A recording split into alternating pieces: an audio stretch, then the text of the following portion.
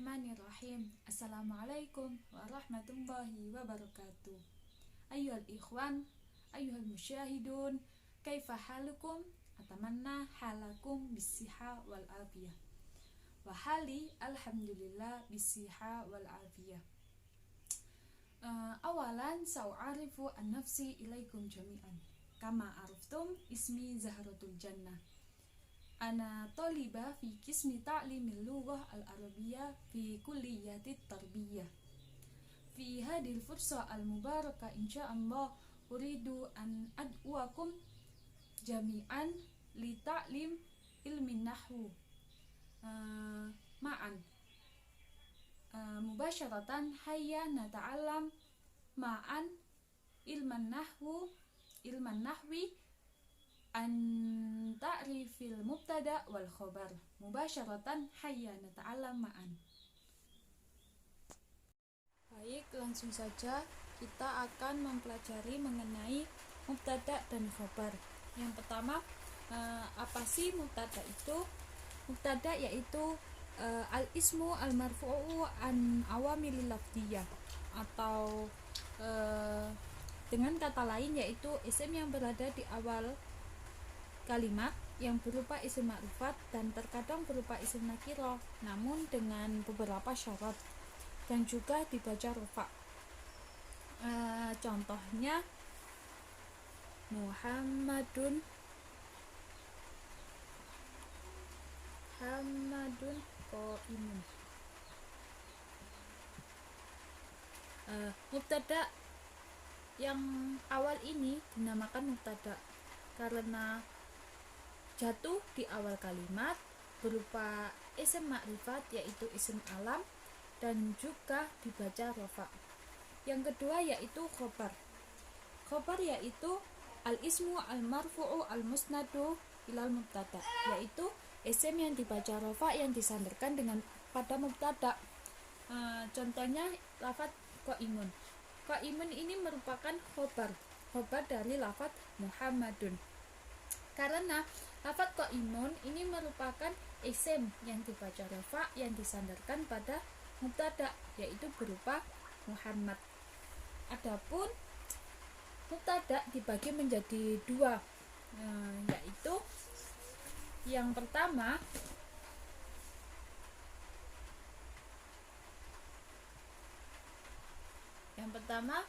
mubtada dhahir. Mubtada dhahir seperti dicontohkan yang awal. Yang kedua mudmar. Mudmar yaitu mubtada yang berupa isim dhamir yang ada 12 itu. Ana, nahnu, huwa humahum, hiya humahuna, anta antuma antum, anti antuma antunna. Itulah yang dinamakan mubtada mudmar atau dhamir. Seperti contoh anti mahirotun. Anti di sini merupakan mubtada, yaitu mubtada yang berupa dhamir. Dhamirnya yaitu anti. Lalu khobar juga dibagi menjadi dua. Yang pertama khobar mufrad dan khobar ghairu mufrad. Khobar mufrad seperti yang dicontohkan tadi. Yang ghairu mufrad ada 4. Satu berupa jar majrur atau isim yang dimasuki huruf jar, seperti contoh al-kitabu fil maktabi. Al-kitabu alal maktabi.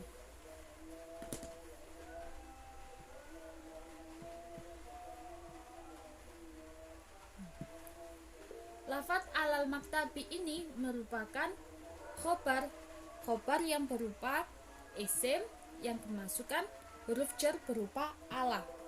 Yang kedua berupa dzaraf, seperti contoh baiti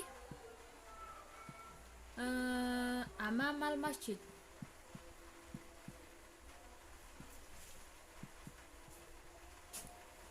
Amama di sini merupakan khobar. khobar dari baiti yang khobarnya berupa dzaraf, yaitu dzaraf makan, amama. Yang ketiga yaitu berupa jumlah fi'li, jumlah fi'liyah. Jumlah fi'liyah yaitu contoh al-muallimu najaha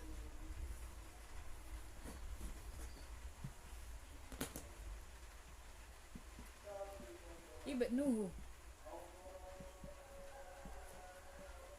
Al-muallimu di sini sebagai mubtada dan khobarnya berupa fi'il, itulah yang dinamakan jumlah fi'liyah. Apabila khobar ini berupa fi'il mudhari itu juga tidak apa-apa. Yang keempat yaitu jumlah ismiyah, seperti contoh Aisyatu sya'ruha jamilun.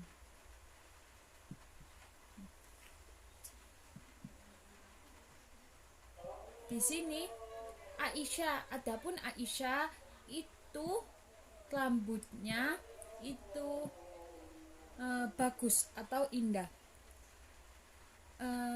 Posisi sya'ruha ini menjadi khobar sekaligus menjadi mubtada, yaitu khobarnya lafadz Aisyah yang ditandai dengan adanya isim dhamir yang kembali pada Aisyah dan sebagai mubtada dan yang khobarnya merupakan jamilun.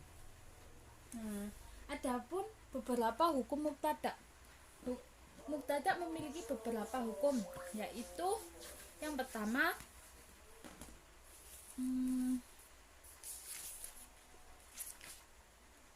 wujubu raf'ihi, yaitu yang pertama wajib dibaca rafa. Yang kedua harus berupa isim ma'rifat.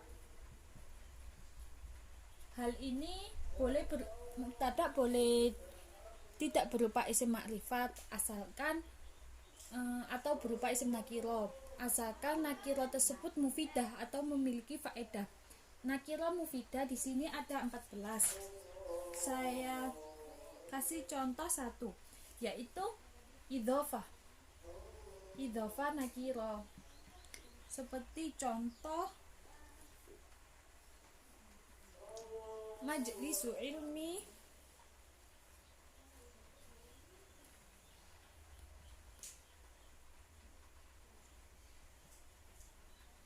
yuntafa'u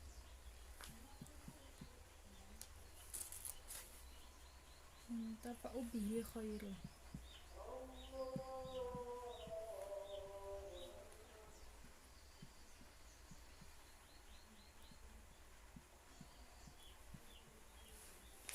Mubtada di sini merupakan isim nakiro, diperbolehkan. Hal ini diperbolehkan karena nakiro di sini memberi faedah. Yang ketiga yaitu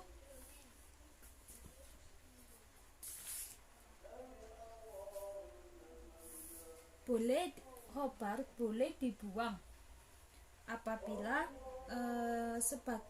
khobar tersebut mubtada boleh dibuang apabila mubtada tersebut sebagai jawaban atau petunjuk, seperti contoh kaifa Sa'id, bagaimana Sa'id? Jawabannya mujtahid, dia rajin. Sebenarnya apabila kita menjawab mujtahidun saja, hal itu diperbolehkan untuk mempersingkat, tapi mujtahidun ini mempunyai takdiran atau kira-kira, yaitu mubtada yang dibuang yaitu huwa. Apabila kita menjawab huwa mujtahidun juga diperbolehkan, tapi lebih singkatnya mujtahidun. Yang keempat yaitu mubtada wajib dibuang, berada di 4 tempat. Yang pertama, jika mubtada tersebut menjadi jawabnya qasam. Yang kedua, jika khobarnya mubtada berupa masdar yang gantian dari fi'il. Yang contoh yang pertama, mubtada sebagai jawabnya qasam. Contoh fi dimmati la'af alanna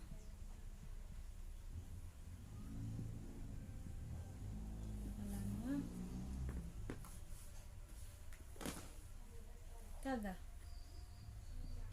Dalam lafaz ini terdapat mubtada yang dibuang. Karena mubtada ini dibuang karena mubtada tersebut merupakan jawabnya qasam. Yang tempat yang kedua yaitu ketika khobarnya mubtada merupakan masdar gantian dari fi'il. Contohnya sabrun jamilun. Pada lafaz sabrun jamilun ini terdapat mubtada yang dibuang. Dibuang karena apa? Karena khobar dari mubtada yaitu sabrun ini merupakan bentuk isim masdar gantian dari fi'il. Yang keempat yaitu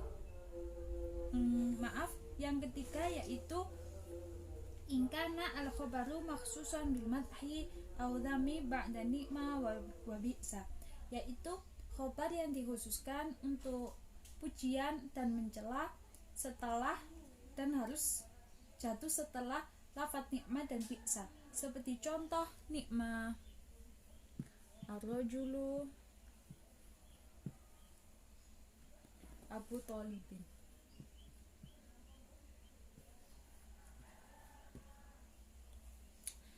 Nikmah ar-rajulu Abu Thalibin merupakan pujian untuk Sayyidina Abu Thalib. Lalu pada lafaz ini terdapat mubtada yang dibuang karena wajib dibuang karena khobarnya mubtada jatuh setelah nikmah dan merupakan maksudnya berada dalam sebuah kalimat pujian. Yang keempat dari wajibnya mubtada yang dibuang yaitu ingkana fil asli na'tan puti'a an-na'tiyati fi ma'ridi madhin aw dhammin aw tarahumin, yaitu jika mubtada asli na'at merupakan na'at yang maktu dalam kalimat pujian atau celaan atau belas kasih. Hukum kelima dari mubtada yaitu mubtada boleh berada di awal dan mubtada boleh berada di akhir dan khobar boleh berada di awal. Biasa disebut khobar muqaddam atau mubtada muakhir. Contohnya fi baiti Fatimatu. Kan fil ada dalam kebiasaannya Fatimatu fi baiti, namun apabila dibalik seperti ini itu diperbolehkan.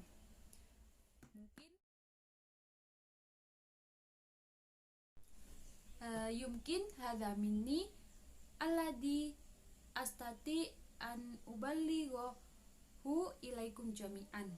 Fa in wajadtum al-akhta minni fal afu minkum. Syukran ala ihtimamikum. Wassalamualaikum warahmatullahi wabarakatuh.